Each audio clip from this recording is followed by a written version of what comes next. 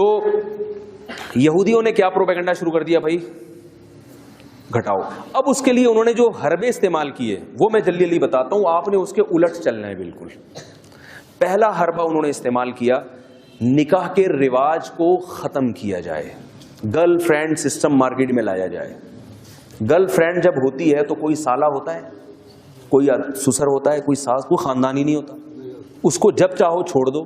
بیوی کو طلاق دینا آسان کام, بولو نا بھائی, 100 دفعہ کانپتا ہے آدمی, سالوں کا خیال آتا ہے, سسر صاحب کا خیال آتا ہے, یار وہ بندہ نہیں چھوڑے گا مجھے.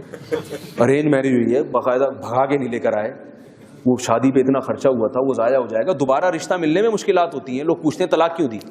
گرل فرینڈ 100 رکھیں, 100 دفعہ چھوڑیں, کوئی بدنامی نہیں ہے معاشرے میں آپ کی. اور عورت کی تو بیچاری کی ایسی کی تیسی ہو جاتی ہے. مرد اس سے اپنی جنسی خواہش پوری کرتا ہے مگر اس کو اس کی قیمت نہیں دیتا. اور بیوی جب گھر میں لاتا ہے تو مرد کے لیے اپنی خواہش پوری جب اس سے کرتا ہے تو اس کی اب بھاری بھرکم معاوضہ دینا پڑتا ہے. اس کو گھر دینا پڑتا ہے, گیس بجلی کا بل دینا پڑتا ہے مرد کو. اس کے بدن سے بچہ پیدا ہوگا تو اس کے سارے خرچے مرد کو اٹھانا پڑتے ہیں. اس کے رشتہ دار جب آئیں گے تو ان کا اکرام کرنا پڑتا ہے, سالوں کو چائے پلانی پڑتی ہے, سالیوں کے ساتھ اچھی طرح سے بات چیت کرنی پڑتی ہے, اور بہت سارے مسائل ہیں. عورت کو عزت گرل فرینڈ بننے میں نہیں ملتی, بیوی بننے میں ملتی ہے. تو انہوں نے کیا کیا, نکاح کے رواج کو ختم کیا, گرل فرینڈ کے کلچر کو فروغ دیا, اور نام اس کو حقوق نسوانیت کا دیا کہ عورت پہ پردے کی پابندی نہیں ہے. عورت جب چاہے مرد سے بے محابہ بات کر سکتی ہے, اور خواتین کو ویکینسیز دی جائیں, جاب دلائی جائے. یہ جو مولویوں نے عورتوں کو گھروں میں بند کیا ہوا ہے, یہ ظلم ہے, زیادتی ہے. تو نام کیا استعمال کیا گیا, عورت کے حقوق. مگر برباد کون ہوئی ہے؟ عورت برباد ہو گئی.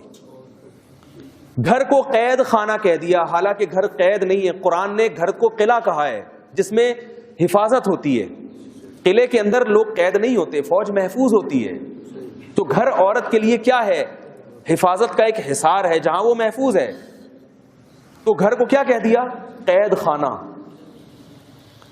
تو یہ ایک الگ موضوع ہے کہ خواتین کے حقوق پہ نام پہ جو ہے نا خواتین کی جو حقوق کی پامالی کی ہے. تبھی یورپ اور امریکہ میں اسلام قبول کرنے والوں میں عورتوں کی تعداد زیادہ ہے, کیونکہ وہ جب کتابوں میں پڑھتی ہیں تو اسلام دہشت گردی کا مذہب نظر آتا ہے, لیکن جب حقیقت میں دیکھتی ہیں تو کہتی ہیں مسلمان اپنی بیویوں سے بڑی وفا کرتے ہیں, یہ عزت کے ساتھ اس کو لے کر آئیں گے.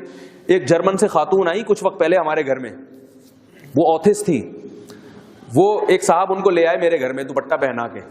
وہ ان کا لباس تو بڑا عجیب سا تھا. میں نے کہا بھائی کوئی دوپٹہ پہنا کے لے کر آؤ, ایسا نہ ہو یوٹیوب پہ کلپ بنا کے ڈال دے. بولے مولوی صاحب بیٹھے ہوئے اس کے ساتھ, لوگوں کا تو کوئی بھروسہ ہی نہیں. میں نے وہ عجیب سی دوپٹہ پہنے ہوئے انگریز عورت لگ رہی تھی, لیکن خیر ہم نے کہا کچھ ہمارے بھی پرمپرا ہے, ہماری بھی کچھ رسم و روایات ہیں, ہمارے گھر آ رہی ہے تو ان 2-4 باتوں کا خیال کرنا پڑے گا. تو دوپٹہ پہنا کے اس کو لے آئے ہمارے گھر میں. اس نے انٹرویو لینا شروع کیا مجھ سے. بچوں کی تعداد دیکھی, ہول سیل کے حساب سے اس کو کافی سارے بچے نظر آئے. بیویاں دیکھیں, اللہ تعالیٰ نظر بد سے بچائے. پھر وہ بہت 4 گھنٹے اس نے مجھ سے انٹرویو لیا ہے. انگلش میں تھی, وہ ترجمہ کر رہے تھے جو ہمارے شاگرد تھے جو اس کو لانے والے تھے. 4 گھنٹے اس نے مجھ سے سوالات پوچھے. اس نے کہا آپ کی بیویاں کہاں جاب کرتی ہیں؟ میں نے کہا نہیں کرتی. پھر کیا ہوتا ہے؟ میں نے کہا ہم کما کے کھلاتے, خود کھلاتے تینوں. گھر کا کیا کرتے؟ میں نے کہا ہم کرایہ دیتے ہیں. گیس بجلی؟ میں نے کہا میں دیتا ہوں. بچوں کی فیسیں؟ میں نے کہا میں دیتا ہوں. تو میرا دل چاہ رہا تھا مجھ سے پوچھے وہ کیا کرتی ہیں, تو میں جواب میں کہوں وہ پیڑے کھاتی ہیں بیٹھ کے. وہ کیا کرتی ہیں؟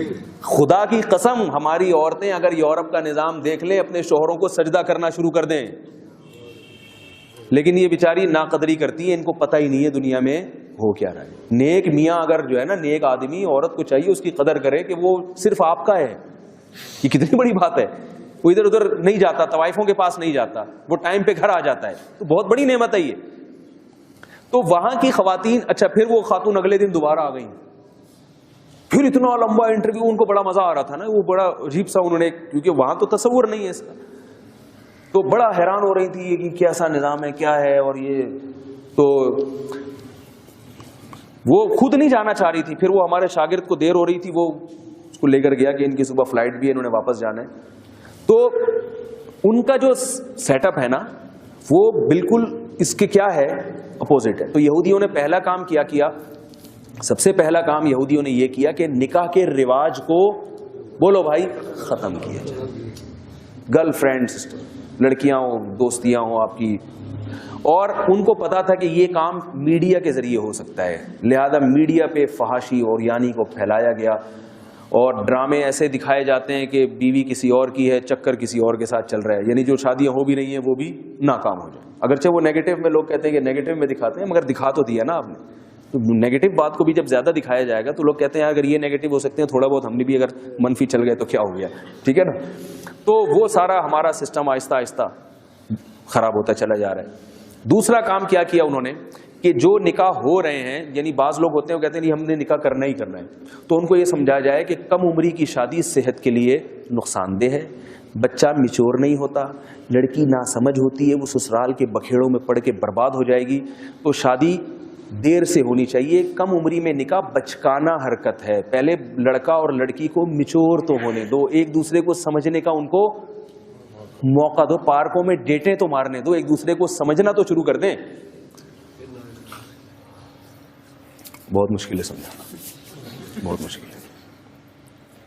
پہلے کیا ہوتا تھا, بچی بالغ ہوئی, ابا اماں نے کان سے پکڑ کے اس کی شادی کر, لڑکے کو کہا یہ تمہاری یہاں ہو جائے گی, ٹھیک ہے جی ابا کہہ رہے ہیں ہو جائے گی, اچھا یہ صحیح ہوگی جب ابا نے سلیکٹ کیا میرے لیے.